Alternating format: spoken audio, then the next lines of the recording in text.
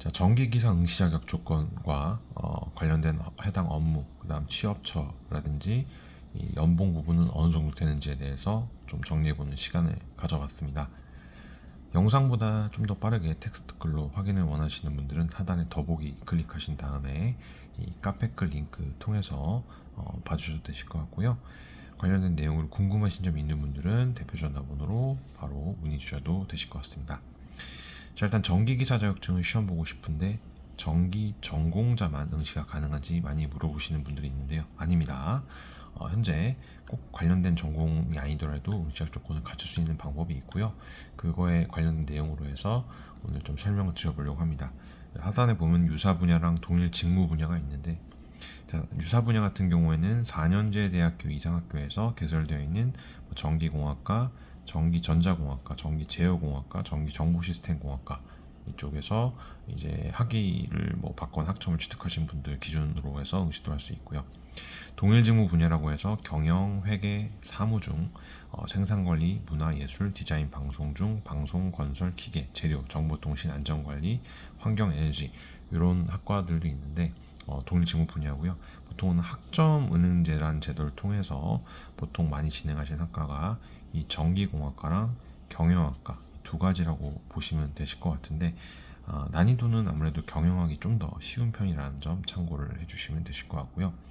내가 현재 전기기사 자격증 응시 자격이 되는지 안 되는지를 먼저 빠르게 좀 더 확인을 해보고 싶으신 분들은 큐넷 있죠?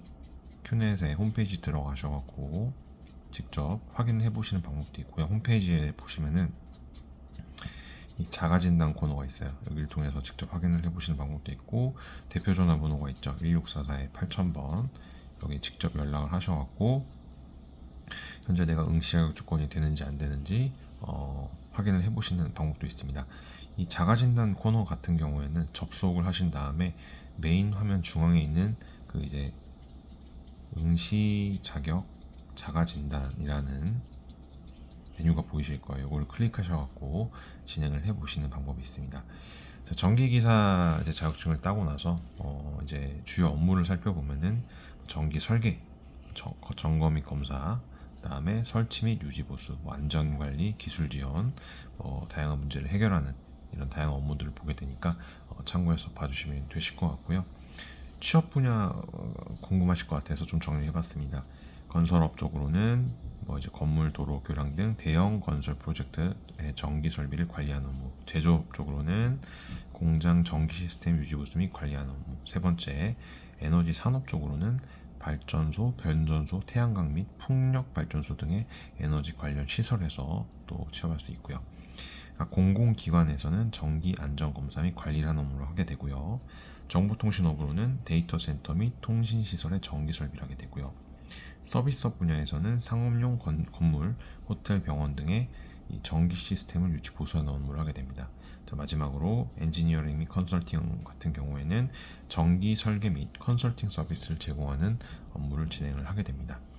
자, 그럼 많은 분들이 궁금해 하실 수 있는데 연봉 부분은 어느 정도 될지에 대해서 세 가지로 좀 정리를 해봤어요.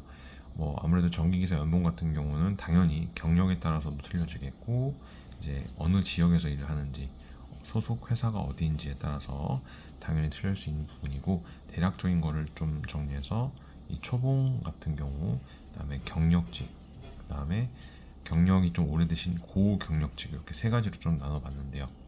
초봉 같은 경우에는 전기기사 연봉 같은 경우에는 2,500만 원에서 대충 3,500만 원 사이가 많이 포진이 되어 있다라고 하고요.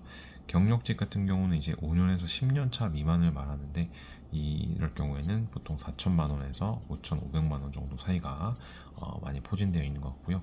10년 이상 되신 분들 같은 경우에는 연봉 6천에서 이제 관리직이라든지 전문 엔지니어로 승진하면은 8천만 원 이상 되시는 분들도 있다는 점 참고해서 봐주시면 되실 것 같습니다.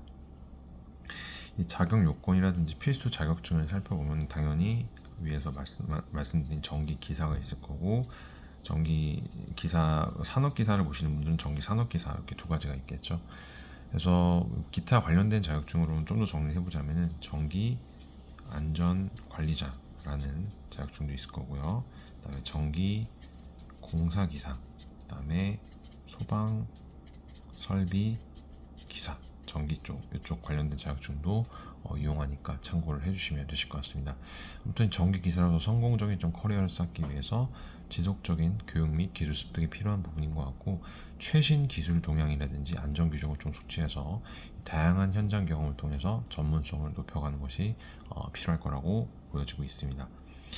자, 전기기사 시험 응시 자격이 안 되시는 분들이 있겠죠. 저희가 빠르게 응시 자격 조건을 갖출 수 있는 방법에 대해서 컨설팅도 도움드리고 있으니까요. 궁금하신 점은 언제든지 연락 주시면 되실 것 같습니다. 자, 그리고 이 전기기사 시험 응시 자격 같은 경우는 고졸자랑 최종 학력에 따라서 세울 수 있다 보니까 문의 주실 때 최종 학력 부분 고졸자인지 뭐 대학을 중퇴하셨으면은 중퇴하신 대학의 성적표도 있으면 필요하고요.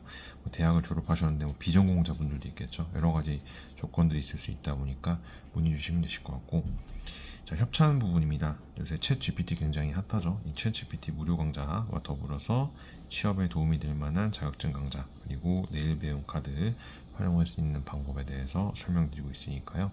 관련된 내용으로 궁금하시거나 도움받기 원하시는 분들 언제든지 문의 주시기 바라겠습니다. 자, 오늘 준비한 영상은 여기까지고요. 다음 시간에 또 좋은 정보로 찾아뵐 수 있도록 하겠습니다. 시청해주셔서 감사합니다.